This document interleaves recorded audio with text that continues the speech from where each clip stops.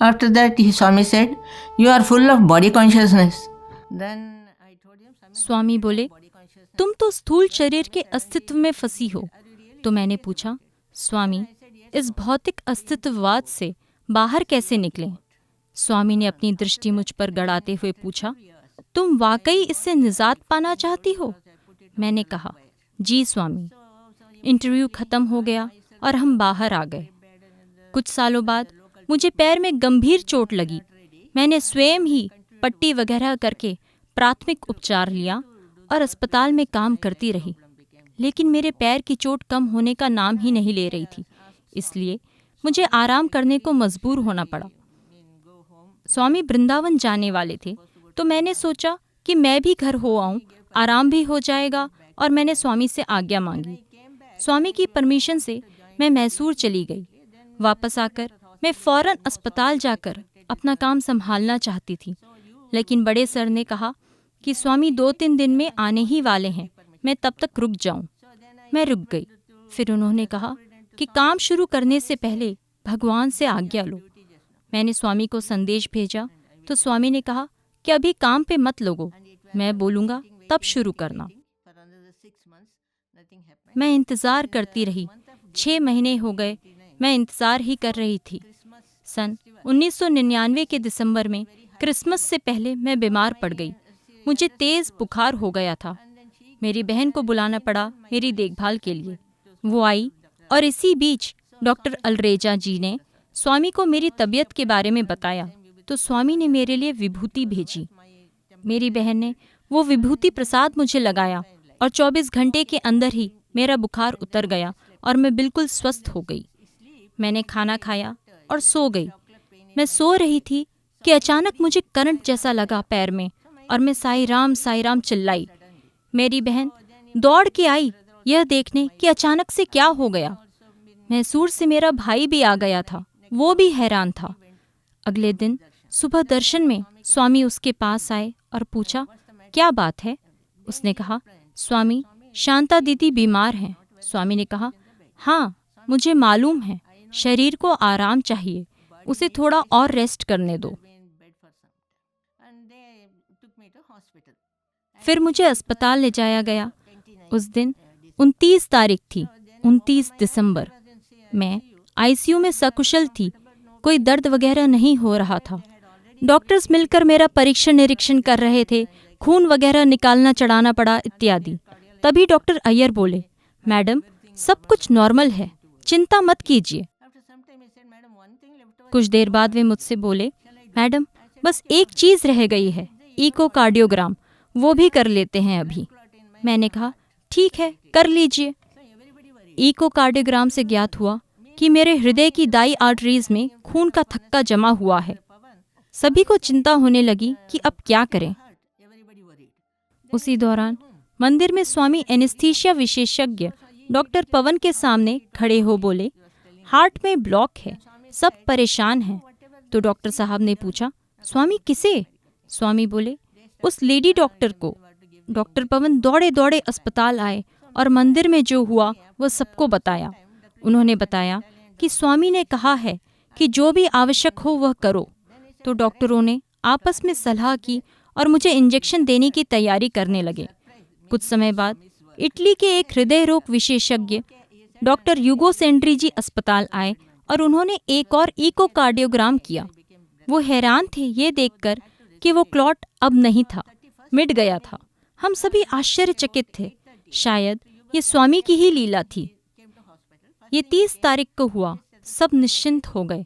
रात में मुझे अचानक से सांस लेने में दिक्कत सी होने लगी। डॉक्टरों ने रिससिटेट किया मुझे। अगले दिन 31 तारीख को सुबह डॉक्टर यूगो सेंड्री जी दर्शन के बाद सीधे अस्पताल आए। आते ही स्टेथोस्कोप से वे मेरी जांच करने लगे। वे चिल्लाए, हृदयाघात, दिल का दौरा पड़ा है। वापस सभी डॉक्टर मुझे रिससिटेट करने लगे। उन्होंने भरसक कोशिश की मुझे बचाने की, लेकिन नहीं बचा पाए। वे बोले, हम उन्हें नहीं बचा सके। रिश्तेदारों को सूचित कर दें, हम थोड़ी देर में बॉडी सौंप देंगे। देह त्यागने के बाद मुझे एक अनूठा अनुभव हुआ। मुझे लगा कि मैं तीव्र प्रकाश में गोते लगाती जा रही हूँ। प्रकाश अथाह है और असीमित है।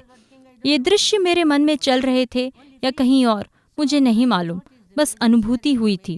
मुझे बहुत अच्छा, अनोखा, प्रकाशवान और दिव्य लगा। शायद वो प्रशांति की अवस्था थी, पता नहीं, लेकिन मुझे बहुत ही अच्छा लगा। पता नहीं कैसे, लेकिन कुछ समय बाद मैं नीचे आने लगी। तो इसी दौरान डॉक्टर सफाया जी ने स्वामी को बताया कि स्वामी, हम उन्हें बचा नहीं सके। डॉक्टरों ने पूरी कोशिश की। स्वामी ने कुछ कहा नहीं, केवल हाथ लहराया हवा में। मैं ऊपर से अपने मृत शरीर को देख रही थी। मुझे पुनर्जीवित करने के सारे प्रयास, कार्डियक मसाज, फेफड़ों को पंप करना वगैरह सब तमाशा लग रहे थे। मैं सोच रही थी कि अब ये सारे प्रयास विफल हैं। भगवान के भाई श्री जानकी रामैया जी भी अंदर गए और स्वामी से बोले कि स्वामी, वे नहीं बच सकी। डॉक्टरों ने पूरी कोशिश की। तब स्वामी बोले, अब मेरी बारी है। तब श्री जानकी रामैया जी भी बाहर आए और फौरन चिकित्सालय की ओर रवाना हो गए। वे डॉक्टरों को बताना चाहते थे कि बॉडी को कोई और क्षति ना पहुंचे, वे जीवित हो जाएंगी। मैं अपने शरीर को देख रही थी और फिर अचानक मैं शरीर में प्रविष्ट हो गई। फिर मैं आंखें खोलकर यहाँ वहाँ देखने लगी। डॉक्टर आश्चर्य से मेरी ओर देखते हुए सोचने लगे कि यह कैसे हो गया। उन्होंने मेरे भाई को बुलाया। वो भी मुझे देखकर भौचक्का रह गया। मैंने उसे आश्वस्त करते हुए कहा कि मैं ठीक हूँ। नववर्ष के दिन 1 जनवरी को मेरे सभी रिश्तेदारों को मेरे पुनर्जीवन की खुशखबरी मिली। उसी दिन बेंगलुरु से मेरी एक मित्र, संगठन की एक सक्रिय सेवा दल मुझसे मिलने आई। सहृदयता पूर्वक मुझसे मिलने के बाद दर्शन के दौरान उन्हें स्वामी के पाद नमस्कार का मौका मिला तो उन्होंने स्वामी को मेरे बारे में बताया। स्वामी ने कन्नड़ में उनसे कहा, एमी, जीवदान माडिदिनी, अर्थात मैंने जीवन दान दिया है। फिर स्वामी ने मेरे लिए विभूति सृजित करके उन्हें दी। भगवान के विद्यार्थी जो अस्पताल में कार्यरत थे, उनसे स्वामी मेरे बारे में पूछते रहते थे। उस दिन जब स्वामी ने उनसे पूछा कि वो लेडी डॉक्टर कैसी है, तो बच्चों ने कहा, स्वामी नाउम्मीद है। तो स्वामी ने कहा, कैसी नाउम्मीद? सारे प्रत्यंग खराब हो गए हैं, मुझे ही सुधारना पड़ा, अब वो ठीक हो जाएंगी। तो इस प्रकार स्वामी ने यह प्रदर्शित किया कि किस प्रकार उन्होंने मुझे प्राणदान देकर अनुग्रहित किया। Inquiring each and everybody and telling that he gave me the life. అయితే నాకు నేను చెప్పుకోవటం కూడా ఒక్కొక్క సమయంలో అవసరం వస్తుంటుంది. తెలియనటువంటి వారికి చెప్పి ప్రయోజనం ఉండదు. इसीलिए अपने बारे में आपको बताना मेरे लिए महत्वपूर्ण है।